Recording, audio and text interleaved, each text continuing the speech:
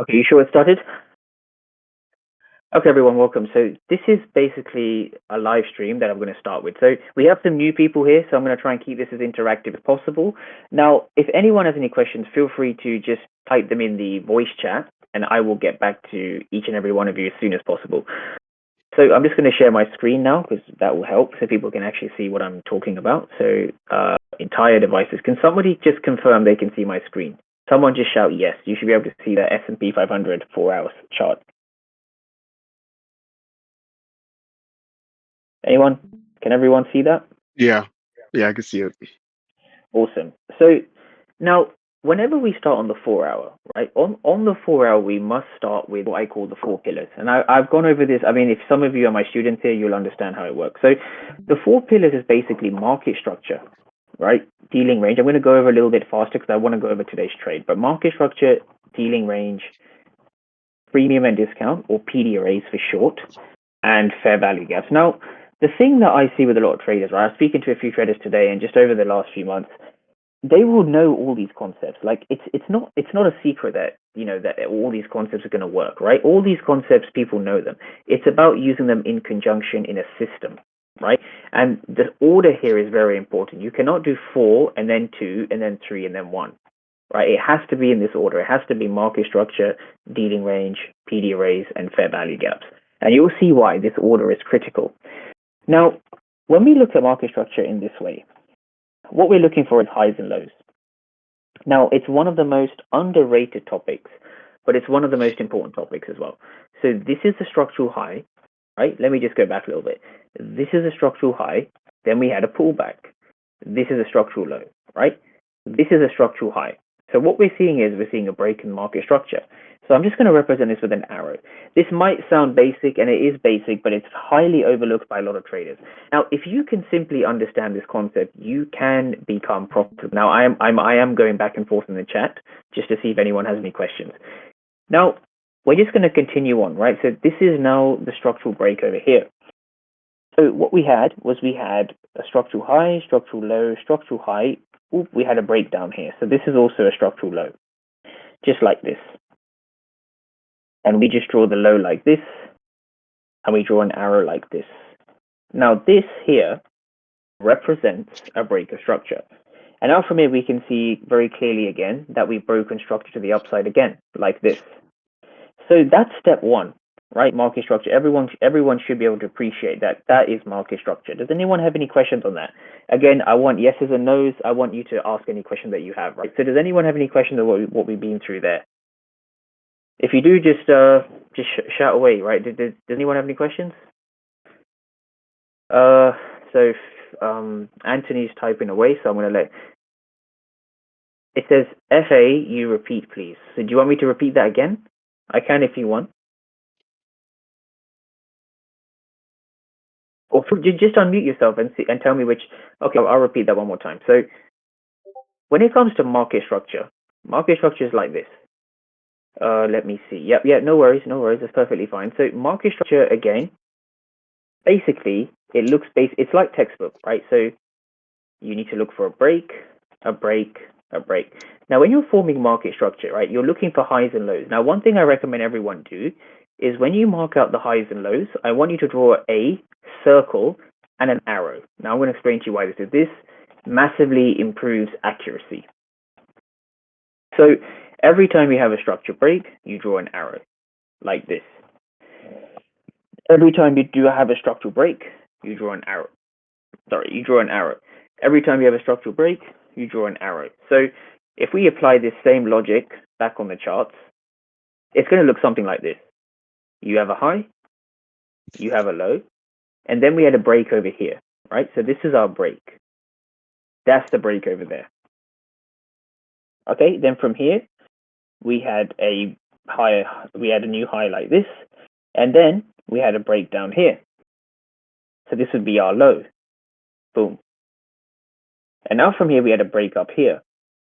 Okay, we had that break. And once we had this break, this was our high. Right, so does that make sense? And right now, this is going to come on to step 2. This is our most recent low, and this is our most recent high. Does anyone have any? Does that make sense, Anthony? How I did that? If it Yeah, didn't, I makes will sense. repeat. Yeah, yeah. Thank you so much. People can just shout out yes within reason. Does that make sense? Awesome. Right. That's very good. Now we go on to step 2. So now I'm just going to keep this diagram, and we're just going to go on to step 2 now. So step 2 is dealing range. Right. So dealing range. Just going to draw this. Now step 1. I want people to kind of take notes on this. Right. So step 1, mark your structure. Step 2, dealing range. 3, premium and discount. I'm just going to write PD arrays, right? So that, and then there's obviously a 4th step, which you're going to go over as well. Now, dealing range is the most recent low and most recent high. So there's lots of highs and lows everywhere. Now, the dealing range is basically the most recent low up to the most recent high. It's that simple. Dealing range is most recent high and most recent low. So how would you translate this to the S&P 500 at the moment? So the way you do that is you look for a dealing range high or the most recent high, and you look for the most recent low.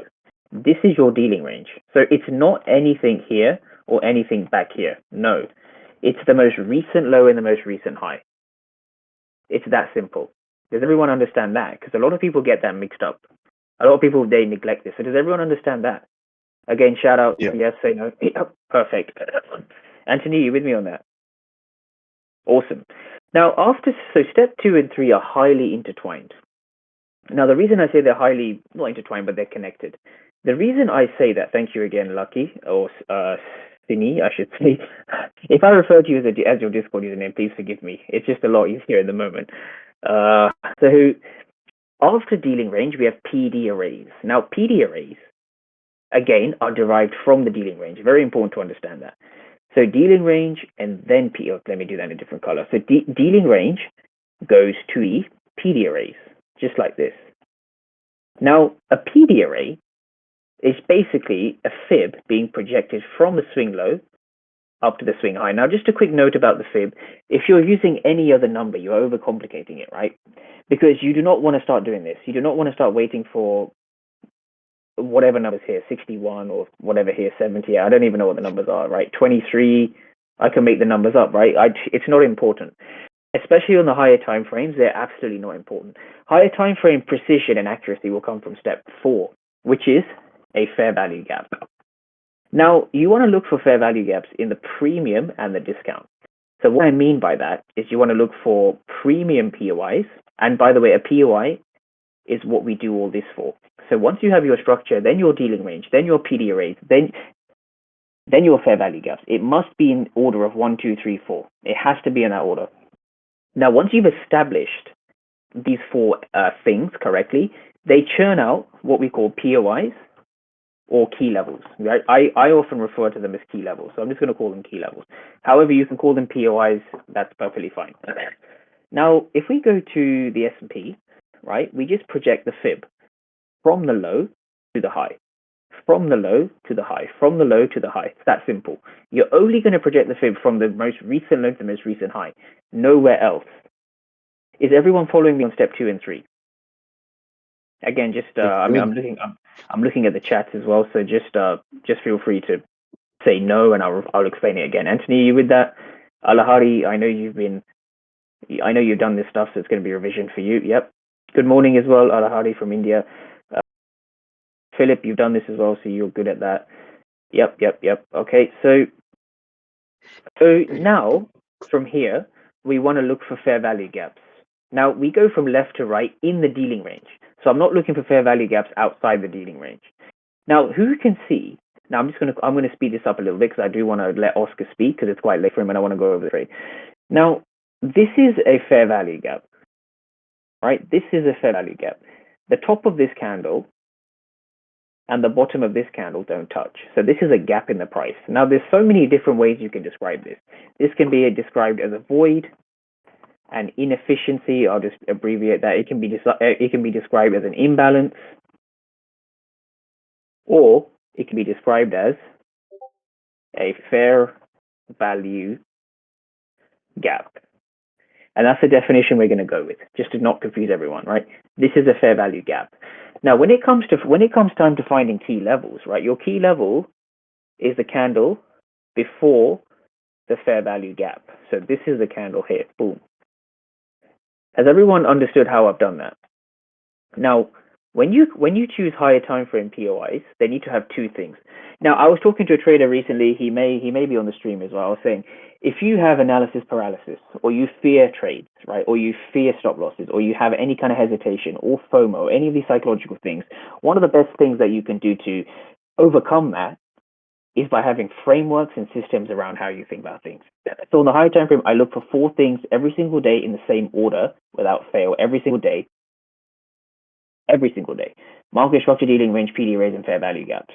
Now, the reason this is a POI, right? A POI is a function of 2 things. A POI is a function of it needs to have a fair value gap and it needs to be in discount if it's a bullish POI. Now, if it's a bearish POI, it needs a fair value gap, but it also needs to be in premium.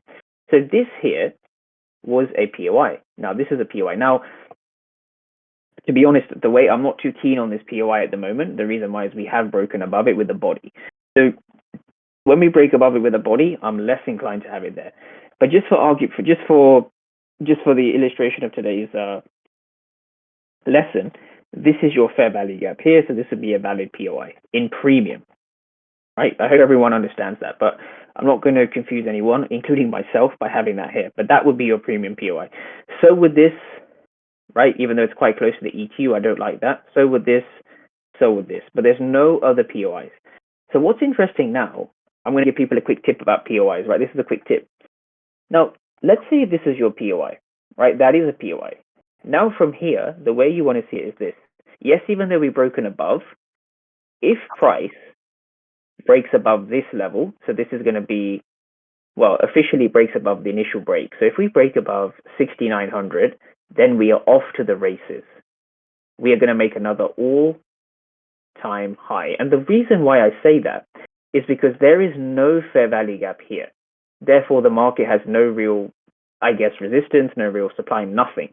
So this all-time high at 69.52.25, 0.3, that's going to be smashed. So we could get an all-time high probably this week if we break above 6,900. So this 6,900 is an absolute key level, right? 6,900. And this is how we actually form a daily bias. So for anyone who's stuck on a daily bias, you want to ask yourself on the 4-hour, what's your structure? What's your dealing range? What's your PD array? What's your fair value gap? Which key levels have been broken? Which key levels have not been broken? Where are the fair value gaps? Trade towards those. It's that simple. That's the whole higher time frame summed up. And you can apply this to any market or any pair you look at. Okay. Now, does anyone have any questions on that? Take your time, bro. I'm going to be up the whole night anyways. I know you sleep at 3 a.m. Thank you, man. I appreciate it. So, yeah. Does anyone have any questions on this particular thing, what we've been through? I think it's quite valuable, this slide, if I say so myself. I've not made a slide this detailed, but I'd like to go over it because I know we've had a few new people as well. So I'm going to screenshot this and I'm going to put it in the free chat. So all of you can use that in your free time. So if you go to the free voice chat, you should be able to download that for yourself. Does anyone have any questions on what I've been through here? Feel free to unmute yourself and just let me know.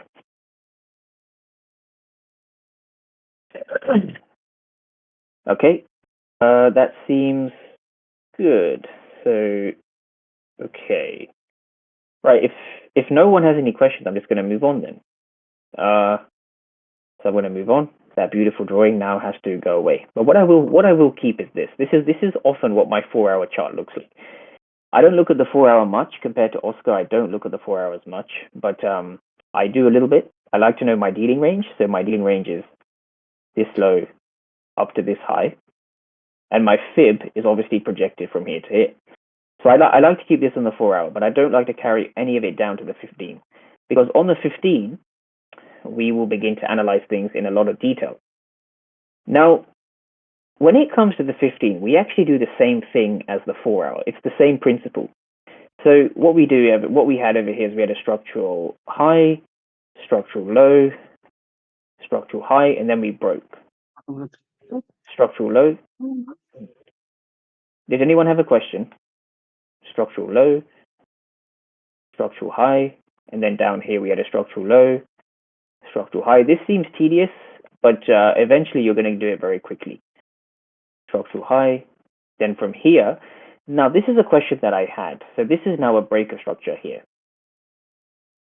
Now, here's a quick structural lesson. Would I mark this is the low or this is the low? Which one would I mark, 1 or 2? Now, there's strictly no right or wrong answer to this. I just want to hear people's opinions. What low do you think is better, 1 or 2? Not Oscar. If that was Oscar, not you. Number 2. Who was that? Anthony. Nick. Number 2. Yeah. So why do people say 2? That's just the swing low. Yeah, but number 1 is also swing low. Yeah, there's more touches, more structure. I think isn't there more structure? Basically, number 2 completed the actual liquidity. The main move happened before number 2. Number 1 is in the contraction phase. Well, yeah, basically, if you were trying to say number 1 was a bit more of a range and number 2 gave the pivot, yeah, that's basically it. It's nothing more complicated than that. So, Anthony, we're talking about pivots. This is where you want to use pivots on the 15-minute time frame, yeah? So 2 because it broke on 1. Yeah. No. It's good that people have 2 as their preferred low, which is good. So now from here we had a break. So we had a break. There's your break. Boom. Now, if we go to today's price action, right, what we had was this. So we had Monday and Tuesday rally up. Now, often what you'll find, now this is just from experience, Tuesday will often continue the direction from Monday. Reversals typically happen on Wednesday/Thursday. Now, how do you know whether it's going to be Wednesday one week or Thursday the next week? The short answer is you don't. And if you did, you'd be a trillionaire. Basically, understanding how a weekly candle forms is very critical. So I was talking to someone about this. Again, he's on the stream, Anthony. This is what I mean by the weekly candle. So basically, every week a candle forms. Nothing crazy there. Now, if we just go to Sunday, the market obviously opens on Sunday. Now, if I just kind of play price on, you're seeing the candle on the right of price action. It's moving as the week forms. So let me just slow it down a little bit. This is basically Monday and then going into Tuesday. So what you'll see is, obviously Mondays was bullish. This is the weekly candle, right? Because obviously Monday is the first day of the week. Monday will represent the week so far, if that makes sense. Tuesday will often continue the momentum from Monday, and you might be asking, how do you know how do you know where to trade from? How do you know when it's going to reverse? That's what I'm going to be going through. Now, there's something very, very powerful I want every trader to understand. It is the weekly opening price. Now, this is the weekly opening price. I call it WOP. It's one of my favorite things in trading. Now, the reason for that is because the best short trades you'll take, now this is something you have to take my word from because you haven't done sort of the back testing or the homework that I give people, but you just have to take my word for it. The best short setups will come above the weekly opening price. Now, that doesn't mean you can't long above the weekly opening price. It's just that the best shorts will come above the weekly opening price. And the way you want to understand this, everyone, the way you want to understand this is simply by thinking of the weekly opening price as a magnet, right? That's one way I like to think of it. The weekly opening price is a magnet, meaning the further you are away from the weekly opening price, the stronger the magnetic force will be. Another thing is when price is at the weekly opening price, you don't want to trade. Not at the weekly opening price, no. You want to be trading away from the weekly opening price towards the weekly opening price. Now, another way to understand this is it's just the way a candle forms. A candle will open, it will move down, and it will move up. Now, it's important to understand that if the candle opened here, so this here is the open. It could be I usually use this on the weekly or sometimes the daily, but I'm going to stick to the weekly for this video. If this is the open, right, the high of that current week is going to be here. Now, logically, if this is the high, you want to be shorting away from the high. You want to be shorting away from the high. Now, this sounds logical, but a lot of traders mess this up. You can have the best entry model, right? So when people talk about the daily bias, the daily bias is really a function of knowing where you are in the week. I heavily believe that. For the S&P and NASDAQ, I heavily believe that. The best daily bias trader, or the best traders at forming the daily bias, understand where they are in the weekly candle. Now, this is a big hack. This is a big hack. Now, it doesn't constitute to a 100% win rate. Nothing ever does. This is a big hack. This is a very big hack. There's two ways you can look at it. Either short near the high of the week, understanding weekly cycles. Wednesday, Thursday often give that reversal, sometimes Friday if there's like NFP or something. Or my preferred way of understanding this is trade towards the weekly opening price. Trade towards the weekly opening price. Now that doesn't mean if you're above it you sell every single time. Absolutely not. That's not what I'm saying, because I know there's obviously the back of the mind question of, oh, but what about Monday? What about Tuesday? You didn't take shorts there. How come we didn't take shorts? So number one, there's a level of intuition that comes from understanding how a weekly candle forms. And if you can just understand how a weekly candle forms, you will have a much better time trading, because you can stay out of certain positions and you can almost have this weird sense of timing certain positions. Like today's short, okay, yes, I didn't take it just because it was above the weekly opening price, but the short that I took, one of the major confluences for holding it the way that I did was because we were below the weekly opening price. In my head, I see the weekly opening price as a magnet, right? So this is this is going to be a very terrible sketch of a magnet. My drawing. That's a magnet, yeah. And there's like a force. And that force is like this. Now, what's very interesting is you can apply this the opposite way. Meaning, let's say price was here, you want to be longing back up to the weekly opening price. So that magnetic force, that magnet will be flipped. So it would look something like this. And obviously that force would be going this way. That force would be going this way. Now, this is such a powerful concept. I'm going to actually screenshot this. I know it looks a bit weird with the drawing. I'll screenshot this and I'm going to put it in the chat, so people have access to it. Now, with that being said, now let's clear up the charts and let's go to the execution. Now, I just want to say one thing. The execution for today was relatively simple, and it usually is simple. Now, when it comes to execution, right, there's three things you need. You need to know where to trade from. You need to know what to look for. And you need to know why you're looking for it. These three things have to be hit. So I've spoken to some traders recently. They're not on call, which is not surprising. They get into a trade and they ask me where to target. That is the dumbest thing I've heard in the world. That is the dumbest thing. Like if I haven't traded Euro USD in a while, right? If I'm in a Euro USD trade and I ask Oscar, where should I come out? That would be the most stupidest thing in the world. He will laugh at me. That is the most stupidest thing I've ever seen. I think Oscar would agree with me. Have you ever been asked when people in a trade, where should I target?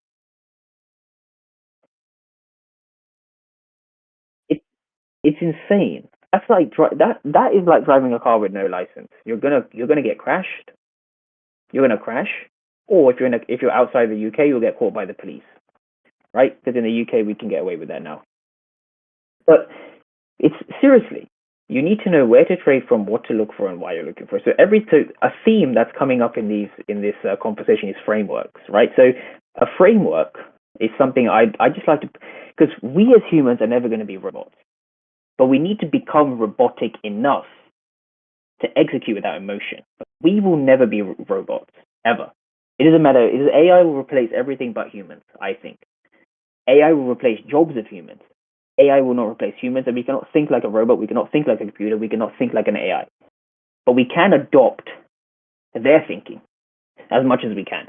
And we do that through frameworks, right? So you've got to know what are the four things to form a bias, right? Market structure. You need to know your dealing range. You need to know your PD arrays. You need to know whether you're in premium or discount. This applies more so to the higher time frames, but it does apply to the 15. I'm going to show you. And you need to know where your fair value gaps are. So you need to have these three things covered, right? If you don't have these four things covered, then you can't go on to you can't go on to the second part of the framework. This is part 1, part 2. Now, once you have these things covered, when you're about to execute, you need to know where to trade from. We call this a key level, what to look for, buyers and sellers, and why you're looking for it, right? In this case, today's sellers were in control, so we had the sell-off, and that's what I'm going to be going through. Now, again, I'm going to screenshot this and send it to people as well so they have access to it. These are things just for your notes, so nothing crazy. You can take them and I guess do what you want with them. But yeah. Now from here, let's really break this down. So this bit's going to be nice and simple.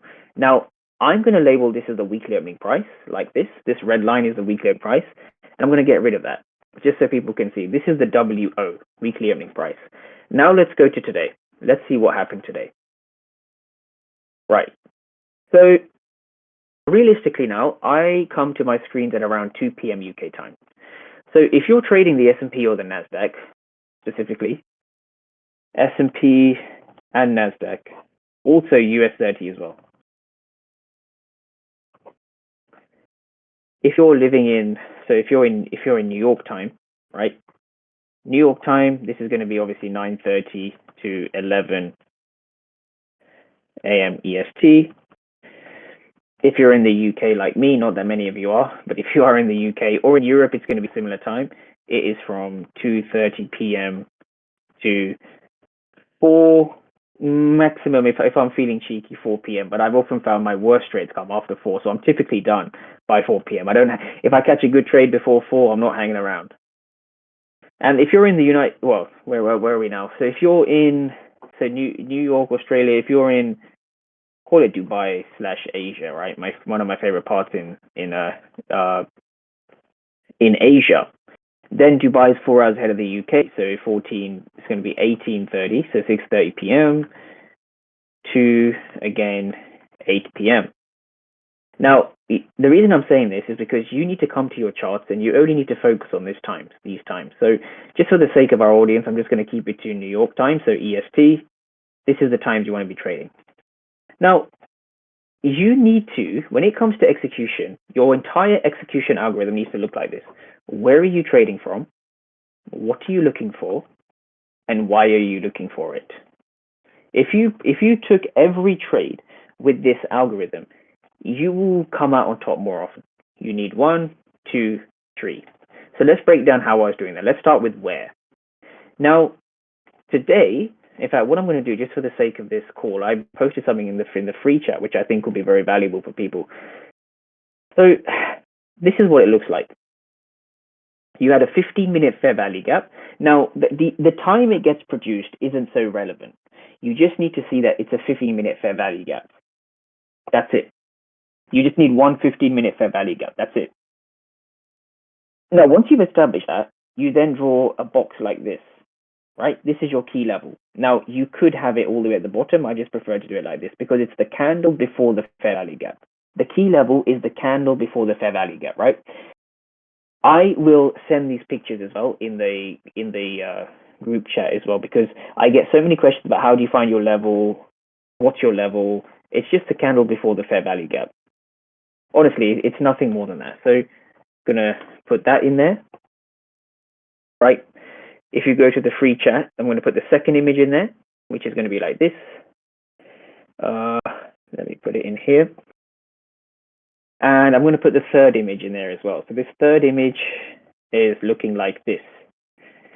Right. So going back to what we were talking about now. So I think it's important to have these. So when you take a trade, you need a fair value gap. You then obviously find your key level. And when price comes into this key level, you can get this or this. Those are the only two options. The only third option is that the market chops around for 2, 3, 4, 5 hours, in which case, if you took a win or a loss, that's not your fault. That's the market consolidating. You have no way to predict that. You only trade your plan, and if your plan results in a loss or a miss or a break even, that's part of the game. You move on. It's as simple as that. Now, this is the result. So the question now is we had break, retest. This retest, price moved down. So now it's time to look at what happened in that retest. So I'm going to be showing people. Did I take my trades? Yes, I did. So ES short, 10 a.m. Eastern. So 15-minute fair value gap created. Now I said 7 a.m. Eastern. The timing there is not super important. Break lower. So we broke low at 9:45. We had a retest at 10:05. So I think between 10:05, so between 10 o'clock and 10:10 was your retest. EST, massive absorption of aggressive buyers at 68.63. So that was a trade. I exited at around 1.9 R. Price obviously did go down. So again, accuracy of the levels. It's not something I'm going to go over today, but I actually plan to I'm going to release a YouTube video on this. How you can trade from one level to the next. Now, I didn't trade all the way down to here. I closed around here. It was a 3R trade. I think I caught me 1.9 R, just under a 2R risk reward. Now, my execution. So this was the trade. So this is about risking. Obviously, let me go to my VIP chat. So my VIP, so risking about 240 to make about 400 and something. I think I closed the trade early. I have a habit of closing the trade early, just something I am working on as well, by the way. I don't like it when I don't like holding trade when it starts doing this. I'll show you a picture. I don't like sitting through all this. It looks easy, but I don't like these massive retracements. I just don't like them. I think they're horrible. So with me, that's something I'm working on myself, holding trades a little bit longer. It's easier said than done, by the way. But if we just look at things from an execution standpoint, more importantly, so execution 68, 77 was execution. Now, this blue box is where the secret is, right? So this blue box is the same as this gray box. So when you come into a key level, what is it you're looking for, right? This is edge, right, everyone? This is edge. This is edge. It's so easy. I don't want to make it sound like it's easy, but it is easy. You wait for market open, right? So market open is obviously 2:30 p.m. in the UK. This is 9 a.m. Eastern. So here we had 9 a.m. Eastern, which was around here. There you go. Very bearish open like this, right? Which signifies we're going to have a bearish session. So we either have break and retest. So we can either retest to the upside or retest to the downside. It's that simple. Is it going to be 1? Is it going to be 2? It's not more complicated than that, right? Find a level, wait for the level, trade what the level tells you. That's all you're doing. In other words, it's basically like this. You're looking for, in this case, this was my break here. Not this. I wouldn't consider this a break. This is just a wick. You're looking for break. And once you have that, you're now looking for, in this case, retest. That's all you're looking for. So break, retest, boom. That's all you're looking for. Now, how do we do that?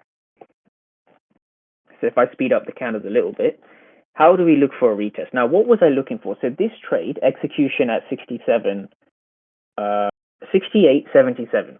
So around 68.77. Maybe a slight, actually, no, it wasn't a late entry. It followed my plan, actually. And I've targeted around 1.8 or 1.9 R. Now, how do I take break and retest? Now, the first thing to understand is this was your break candle. So I've spoken to some students about this. You want to find the candle that actually breaks below the zone. Find that candle. Draw a line underneath the bottom of that candle. So this candle here is the break candle. Not this one, not this one. This is the break candle. Draw a line, mark it to the left. Sorry, right. This is where you enter upon retest. So you wait for a retest, and in this retest, you see an absorption. You go short as soon as we break past this level. 68.77 was the zone. This is how we do it, right? So we're just going to be waiting, and eventually there was your execution, right? There was your execution. Now, I promise to keep this short because this is the final bit, but this is the easiest bit. What was going on inside of here, right? Absorption of buyers.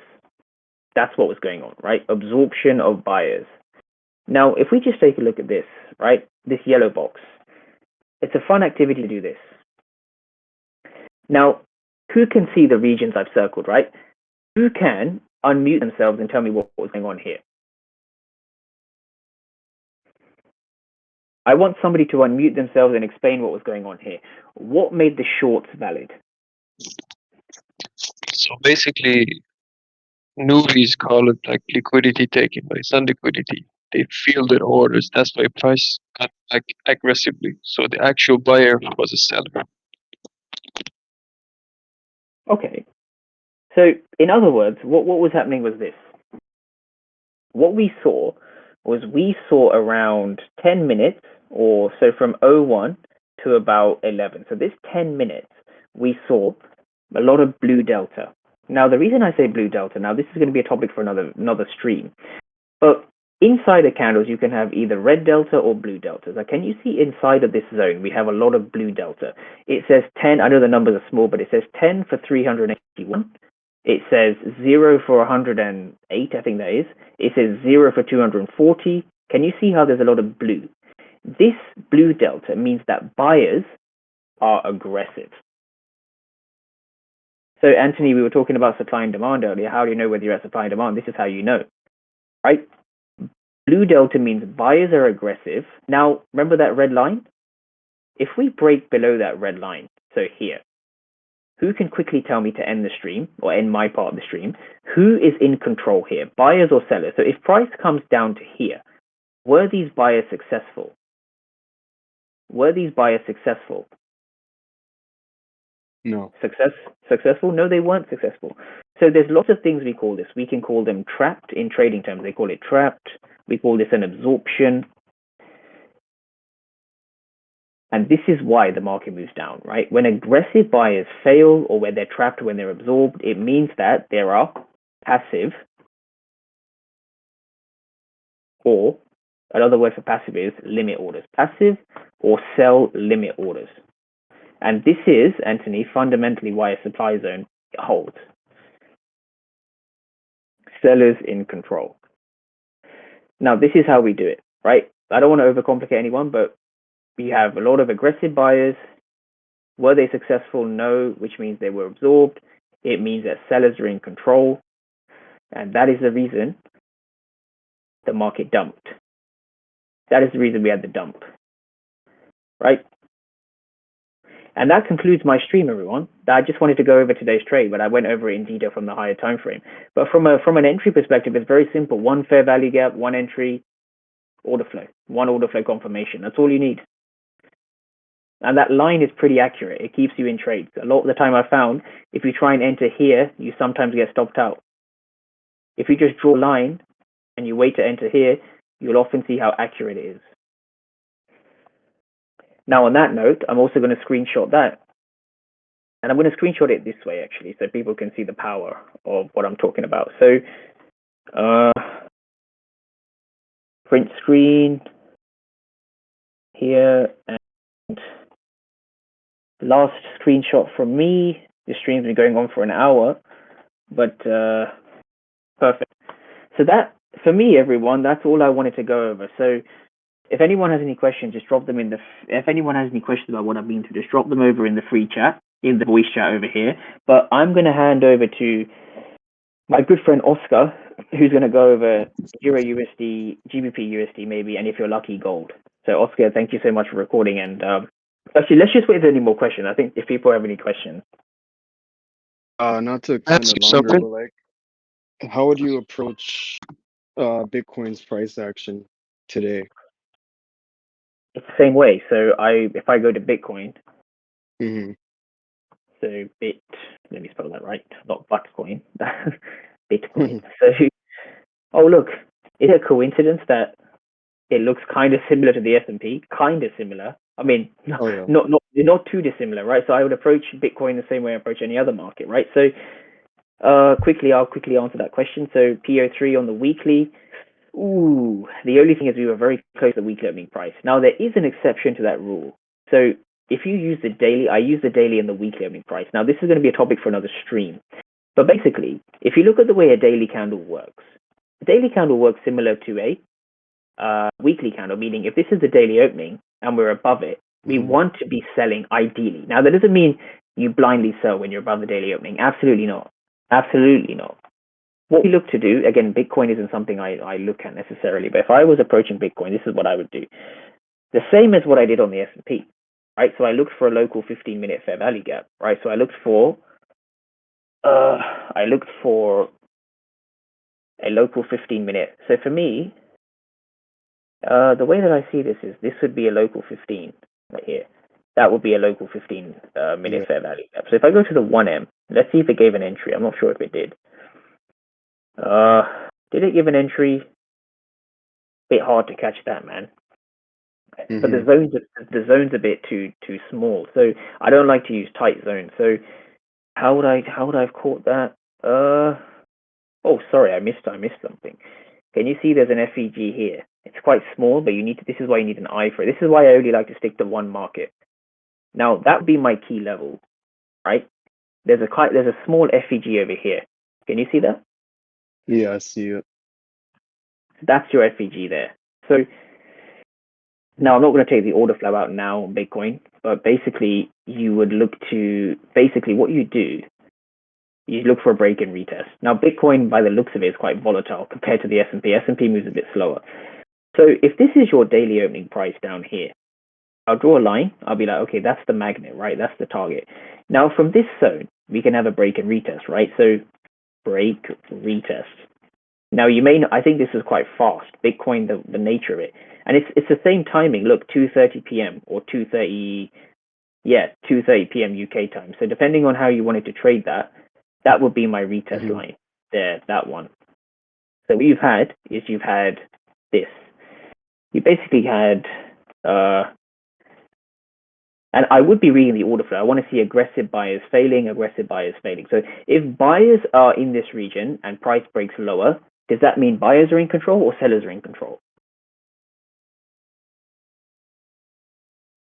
What was that? Sellers in control. Yeah, if you see a lot of aggressive buyers here, who's in control? Who's in control then if as price breaks below the level? Sellers pushing the price to the fair price. Yeah, so what we've had a break. So that will be my red line. So I'll look for break here, break, retest. Now, if we get below the red line, which we did, I'd look to short. I think that'll be an okay short because we're so much above the daily opening price, which is like down there. So keep that red line there and see what you get. So as soon as you get past that red line, you would short. So like there, basically. And you'd have your stops either above the zone or you can have them near these local highs. And you basically target. Yeah. No, not even. I prefer market execution, man. I prefer market execution. As soon as because I trade live, right? So as soon as we get here, just take a ME, market execute that thing, and then. But this is how I would trade Bitcoin myself. Excuse me, mate. Nice. And can I ask you something? Because I was wondering. Can you add anchored VWAP on opening weekly range? Can I add what? Can you add anchored VWAP? If you go to your tools, you will find it. No. I don't use indicators. So just basically because I saw the same thing happened, and the most of the prices that you see, they just move back to VWAP, the opening range weekly, because you were talking about weekly. Yeah, I wouldn't do that because I refuse to open an indicator, but hopefully that helped. I think indicators are very lag. I think indicators themselves are quite lagging, so I don't want to I would not pull up an indicator. I haven't used an indicator in years. But on that note, Oscar, over to you, man. I appreciate you for being here at 1 o'clock in the morning. Can everyone say thank you to Oscar for being awake at 1 o'clock in the morning? Oscar. Oscar's a vampire. You are too. You guys don't man, sleep. PJ, don't expose me, bro. I need some blood to survive, dude. All right.